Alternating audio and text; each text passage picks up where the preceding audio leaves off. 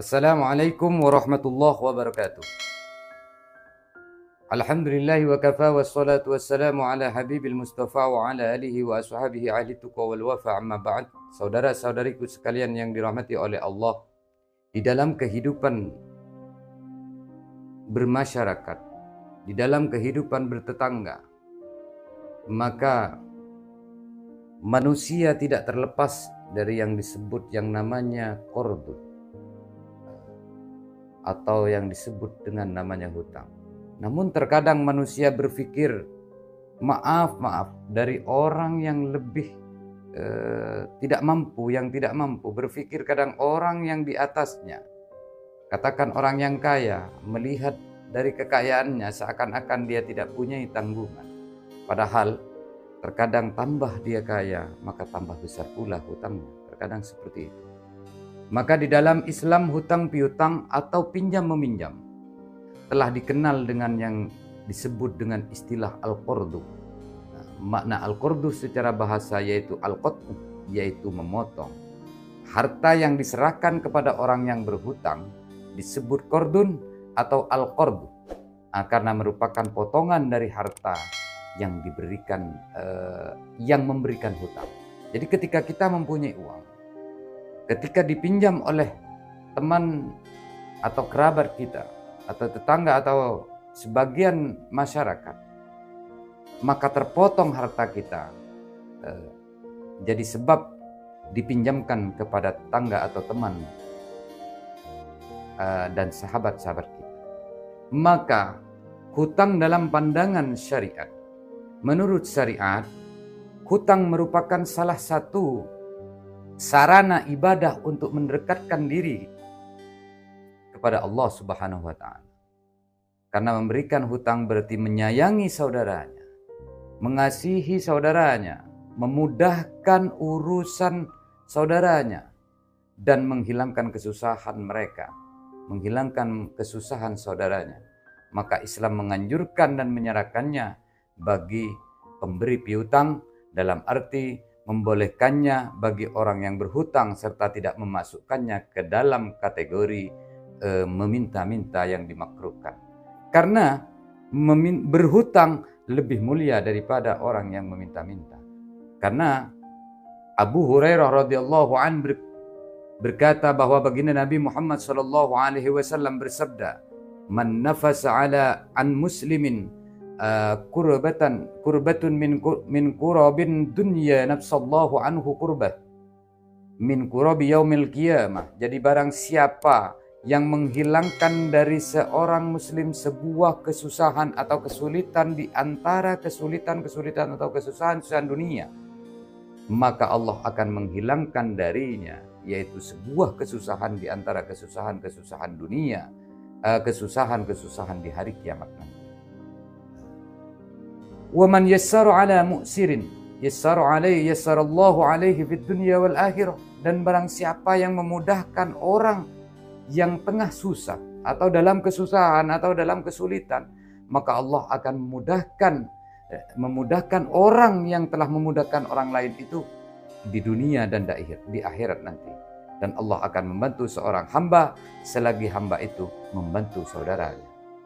Maka saudara-saudariku sekalian yang dirahmati oleh Allah, jadi begitu mulianya orang yang telah membantu saudaranya, membantu teman dan tetangganya, yang ketika dengan niat karena Allah ingin membantu kesusahannya, maka beruntunglah orang tersebut. Kenapa?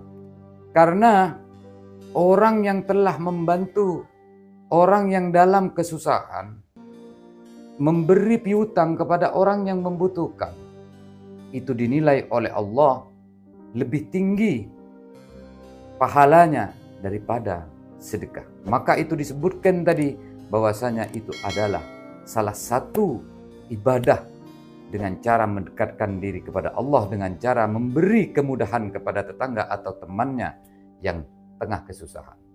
Maka sahabat Anas berkata bahwa baginda Nabi Muhammad SAW bersabda, "Ra'aitu lailata usri bi ala babil jannah maktuban." Jadi ketika baginda Nabi diisrakan Maka baginda Nabi menyampaikan, aku melihat di pintu surga tertulis as-sadaqatu bi asri amsalihha, bahwasanya sedekah itu ketika orang suka bersedekah maka akan dilipat gandakan balasannya oleh Allah sedekah itu 10 kali lipat. Adapun wal qardu, adapun dengan orang yang suka membantu kepada temannya, yaitu memberikan piutang, maka akan dibalas oleh Allah dengan pahala bisa maniyata asarok 18 kali lipat. Coba bayangkan.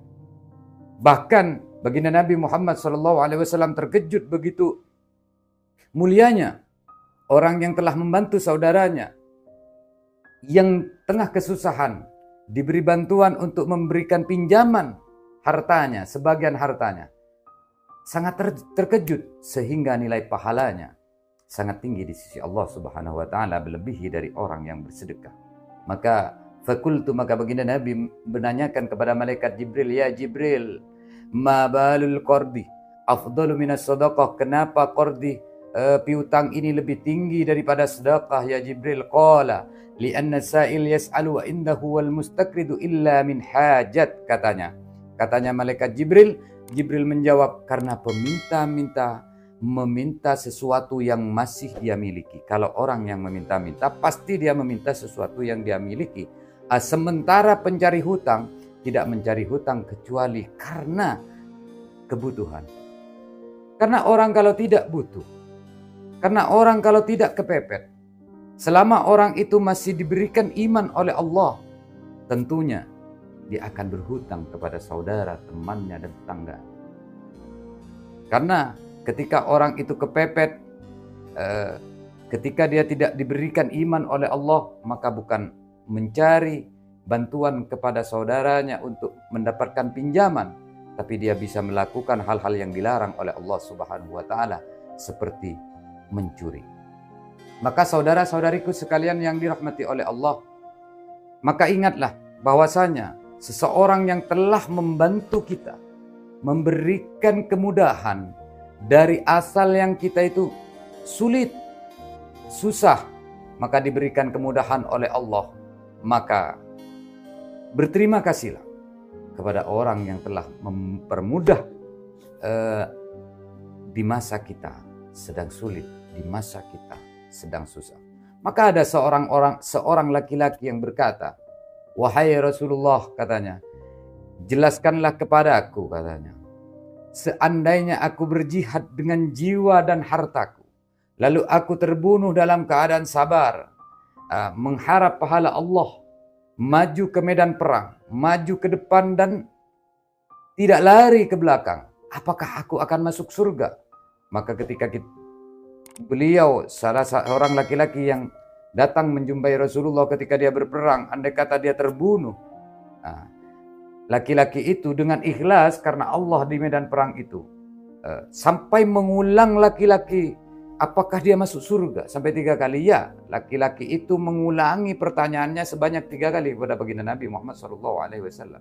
Dan baginda Nabi Muhammad SAW menjawab, lalu beliau bersabda, ala, katanya, immitu alaika dainun wa laysa laka indaka wifa wa indaka wafa, kecuali apabila kamu mati sedangkan kamu memiliki hutang dan tidak meninggalkan sesuatu untuk membayarnya. Maka ingatlah saudaraku, itulah beratnya ketika kita punya tanggungan, kita punya hutang. Ketika kita seharusnya syahid, ikhlas karena Allah, memperjuangkan agama kita, memperjuangkan negara kita, yang bagi kita seakan-akan itu adalah syahid ketika berperang di jalan Allah. Tapi ketika kita masih mempunyai tanggungan, maka itu terlebih dahulu yang menjadi urusan kita di akhirat nanti. Kecuali ada ahli waris yang telah menutup atau membayar hutang piutang tadi. Maka ikhwanal muslimin rahimani wa rahimakumullah, mudah-mudahan kita dipermudahkan oleh Allah Subhanahu wa taala untuk membayar ketika kita mempunyai tanggungan, ketika kita mempunyai hutang piutang yang ada urusannya dengan piutang, maka mudah-mudahan Allah memberi kemudahan untuk secepatnya membayar kepada orang yang memberi piutang kepada kita, karena dia telah membantu kita dalam kesulitan, dalam kesusahan, telah dibantu kita untuk mempermudah dan keluar dari kesulitan dan kesusahan tersebut. Kenapa? Karena bagi Allah Subhanahu wa Ta'ala, orang yang telah memberi piutang tadi adalah kriteria orang-orang yang mulia di sisi Allah Subhanahu wa Ta'ala. Yang penting dalam memberi piutang, membantu kepada saudaranya, bukan ketika dia mengembalikan dijanjikan dengan ketika kita memberi piutang 100.000, maka Anda harus mengembalikan duit itu 150.000. Itu tidak termasuk kepada kategori orang yang dimuliakan oleh Allah Subhanahu wa Ta'ala.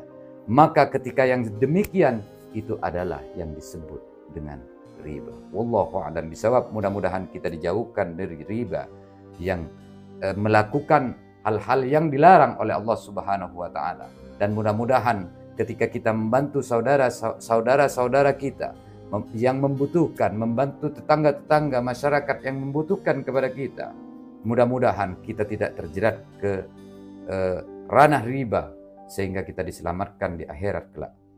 Wallahu a'lam bishawab. Mudah-mudahan bermanfaat bagi kita semua. Qalilun yanfa' khairun min katsirin la yanfa'. Sedikit bermanfaat lebih bagus atau lebih baik daripada banyak tapi tidak bermanfaat. Wallahul muwaffiq ila aqwamit thoriq. Assalamualaikum warahmatullahi wabarakatuh.